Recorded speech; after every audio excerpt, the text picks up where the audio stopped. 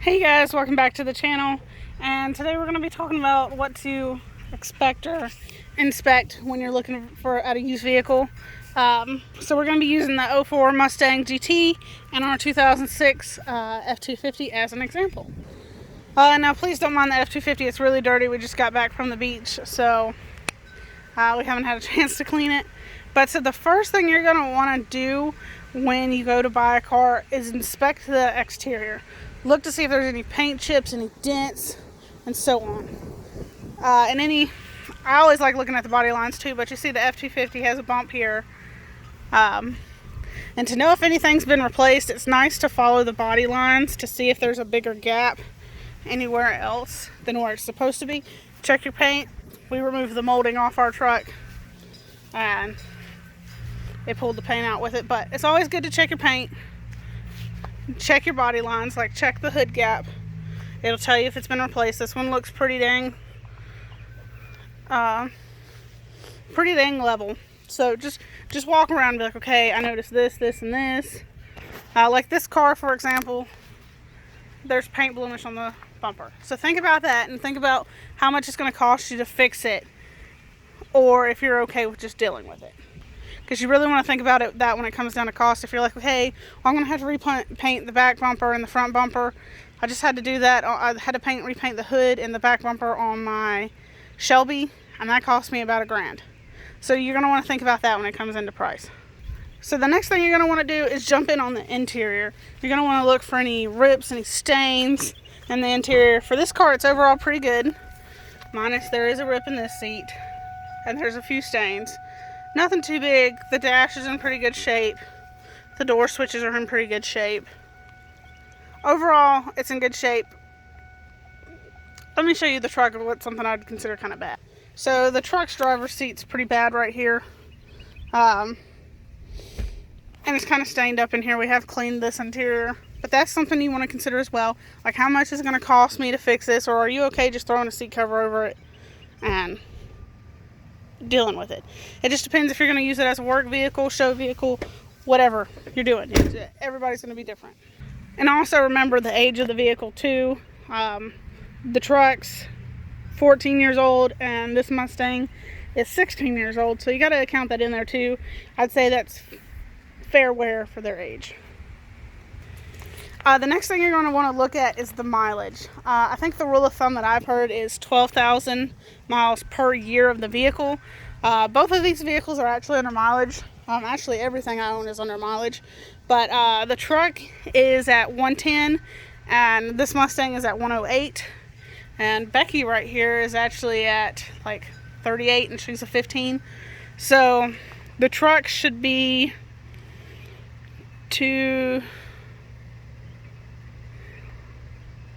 probably around like 160, 170. And the Mustang should be approaching about 2. Probably like 180, 190. But so both of them are under mileage for their years, and I'm happy with that. Well under mileage for their years. Even though in the past 3 years we've put 40,000 miles on this truck, which is still about average. It's Devin's daily driver, so no complaints there. It just depends on the vehicle, what you're doing with it, if it's a show car, and so on. Like my Shelby's only got 6,000 miles on it, and it's 6 years old. That's a show car. I expect lower miles than something that might have been a tow rig or like a daily driver. So it just depends on what fits your needs. But definitely count that in price. If it is over mileage, be like, okay, this car is over mileage. Why is it over mileage? And just pay attention to the details. The next thing you're going to want to check for is any leaks. It's a little bit easier to check for leaks under this truck than it is going to be that car. But that's important. That can tell you a lot about the car. I kind of messed up with my Shelby on that. I found out it had an oil leak after I brought it home, but luckily it was not a big deal. It was just they had put an aftermarket filter on there and it didn't seal the way it should have. So, but looking for those, whether it's a coolant leak, oil leak, transmission leak, you need to look and see how bad it is. And sometimes it could just be a seal. Like our truck had a small transmission leak. We replaced the seal, no issues after that. So it just depends. I mean, for the truck, that was normal maintenance, 100,000 miles. Look at those things. Some cars it's normal to have a little oil leak, and it could be something as simple as the oil filter or the drain plug, or it could be showing a bigger problem. So definitely be wary about those and make sure you bring that up when you're buying a car, especially if it's as is, or if you're buying something from a warranty, you need to make sure they take care of that. Number 5 is cleanliness of the engine bay. If somebody says they've well maintained something, look at the engine bay, make sure it's clean, all the wires are tucked in, or if they're not tucked in. This truck has a lot of accessories on it, that's why there's a couple extra wires on the sides as you can see. But otherwise, this truck's pretty clean. Devin keeps it pretty clean up under here, just trying to well take care of it. But when you're under the hood, also look at the plastics. Like these are broken. It's just things that happen, so look at that too. I know with Devin's Mustang, when we bought his 15, we bought it from CarMax. It's supposed to have a strut that went across. Unfortunately, it didn't have it, and that was something we missed. But so just pay attention to those details. If you need to, pull up your car's motor. So if you're going to go buy a F250 an F250 6.0, pull up a picture of a stock motor and look at it and compare. Okay, what's stock, what's not stock, and so you know what your vehicle may or may not have. Now the next thing to look for, and it's one of the key things that I think you should look for, is a spare tire. I actually had an incident with this car where they cut one of the tires when they were putting it on the rim, and so I needed to use my spare tire to put on the car so I could take it in to get it fixed, take the wheel in to get it fixed, because I wasn't supposed to be driving on it. Well, I had a spare tire, but I didn't have a jack, and I didn't have a wheel lug tool that would fit in the actual wheels. So you need to look at that. Some cars like Becky actually comes with a air compressor instead.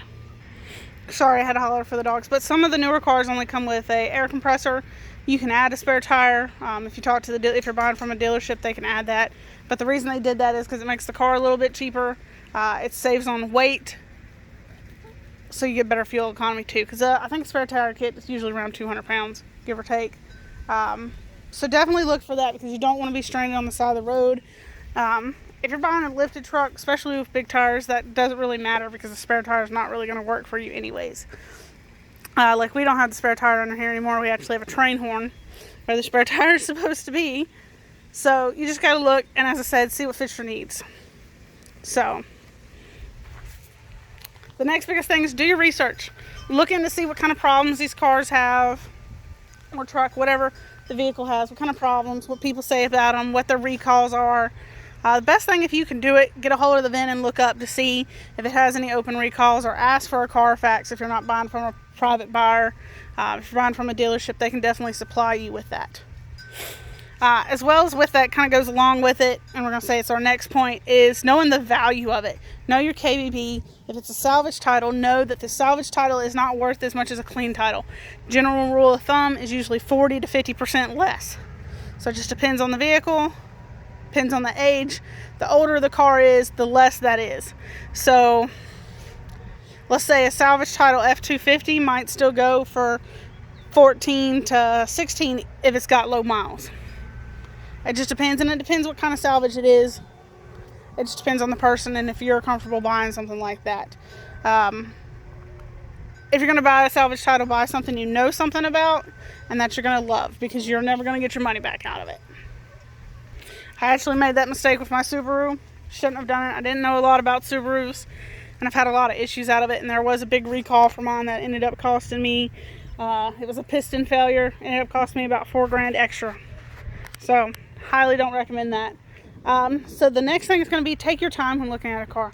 Don't let a salesman rush you. Don't let your spouse rush you.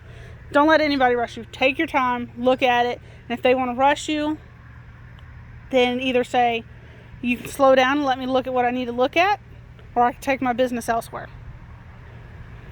So take your time, don't be rushed.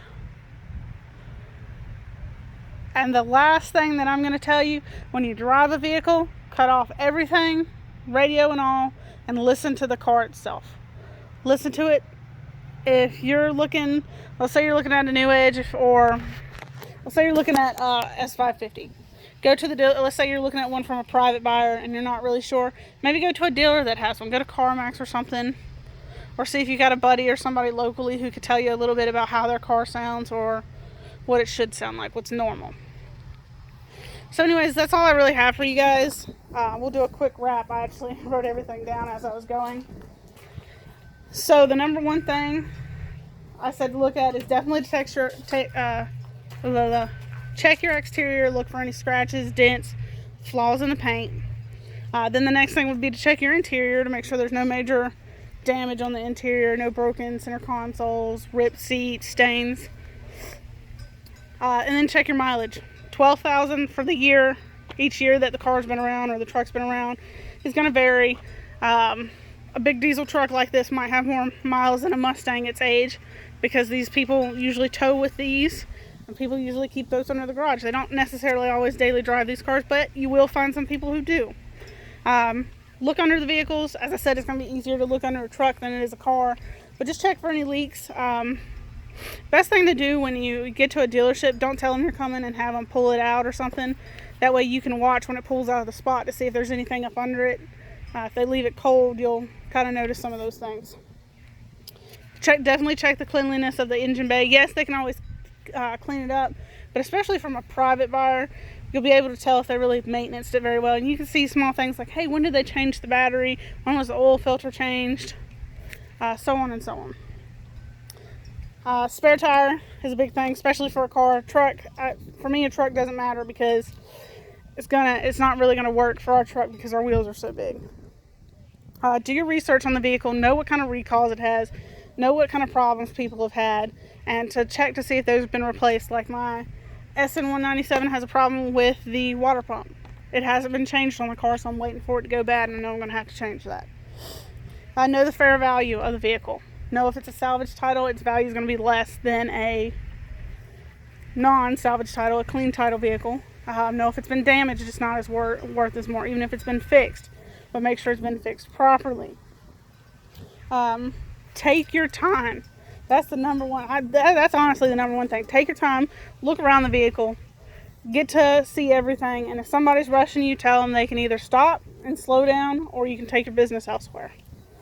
Last but not least, make sure you turn everything off when you're driving that car. Turn off the radio and listen to the car. See how it handles. And just really get a feel for the vehicle. That can really tell you a lot if you care, if the vehicle's the right fit for you as well, not only if there's any problems. But anyways, you guys, feel free if you have any additional information we should check for, or any advice to anybody who's looking to buy a used car, or if you have any questions, feel free to leave them below and we'll get back to you as soon as we can. Y'all don't forget to like and subscribe if y'all haven't already. The dogs are over here digging. You see them back there digging? Anyways, don't forget to like and subscribe if you haven't already. Y'all hustle harder.